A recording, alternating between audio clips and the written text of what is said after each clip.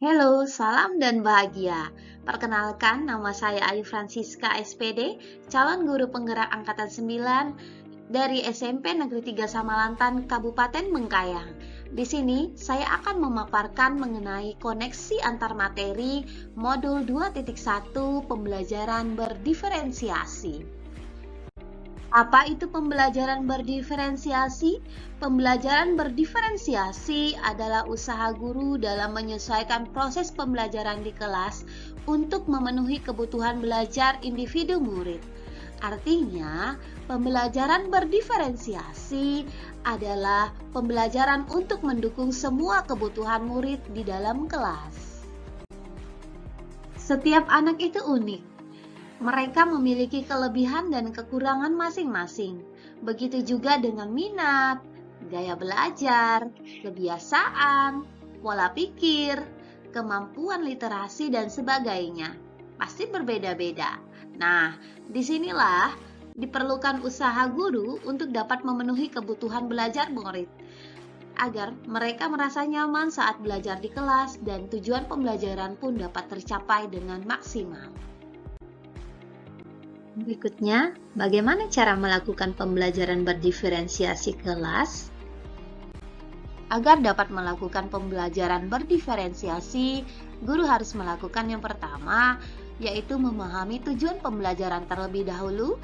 Yang kedua, mengetahui dan merespon kebutuhan murid. Ketiga, menciptakan lingkungan belajar untuk murid. Keempat, melakukan manajemen kelas. Dan kelima, melakukan penilaian berkelanjutan.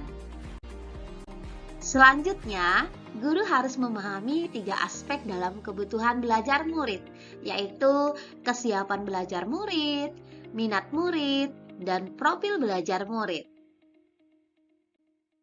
Yang pertama yaitu kesiapan belajar murid, di mana dalam kesiapan belajar murid, guru dapat menilai pengetahuan awal dan menentukan apa yang telah murid ketahui dan di mana murid itu berada.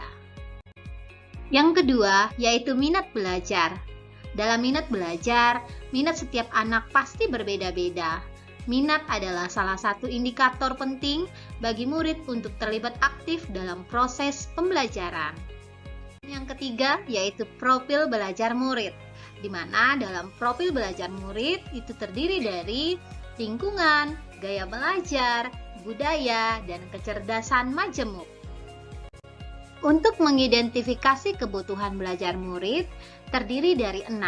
Yang pertama, mengamati perilaku. Yang kedua, mengidentifikasi pengetahuan awal murid. Yang ketiga, mereview dan refleksi. Keempat, berbicara dengan guru sebelumnya. Kelima, membaca rapor murid di kelas sebelumnya. Dan yang keenam, itu terdiri dari menggunakan berbagai penilaian formatif dan diagnostik, serta penilaian-penilaian lainnya. Adapun strategi untuk mendiferensiasi pembelajaran itu terdiri dari 3. Yang pertama, diferensiasi konten, yang kedua, diferensiasi proses, dan yang ketiga, diferensiasi produk. Diferensiasi konten itu berkaitan dengan apa yang kita ajarkan, seperti materi, konsep, atau keterampilan yang perlu dipelajari berdasarkan kurikulum. Dalam diferensiasi konten, bisa dilakukan dengan membedakan pengorganisasian atau format penyampaian, bukan mengubah atau menurunkan standar kurikulum. Diferensiasi proses. Dalam diferensiasi proses, kegiatan yang memungkinkan murid berlatih dan memahami atau memaknai konten dengan cara membedakan proses yang harus dijalani oleh murid. Dalam diferensiasi produk, bukti yang menunjukkan apa yang murid telah pahami dengan cara membedakan atau memodifikasi produk sebagai hasil belajar murid, hasil latihan, penerapan, dan pengembangan apa yang telah dipelajari oleh murid. Selanjutnya, adakah keterkaitan antara modul pembelajaran berdiferensiasi dengan modul-modul lainnya? Tentu saja ada.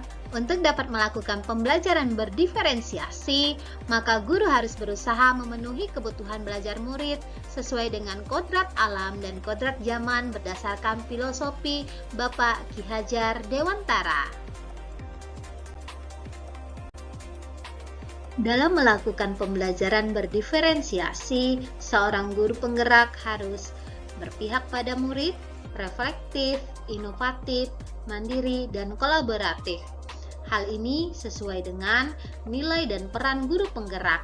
Dengan demikian, seorang guru penggerak dapat mewujudkan kepemimpinan murid dengan menuntun murid merdeka belajar. Selanjutnya, pembelajaran berdiferensiasi dapat menjadi salah satu strategi untuk mewujudkan visi guru penggerak yang berpihak kepada murid. Dan dalam pelaksanaan pembelajaran berdiferensiasi antara guru dan murid harus ada keyakinan kelas terlebih dahulu agar proses pembelajaran dapat berjalan dengan baik sesuai dengan nilai-nilai budaya positif. Sekian dari saya ucapkan terima kasih, salam dan bahagia.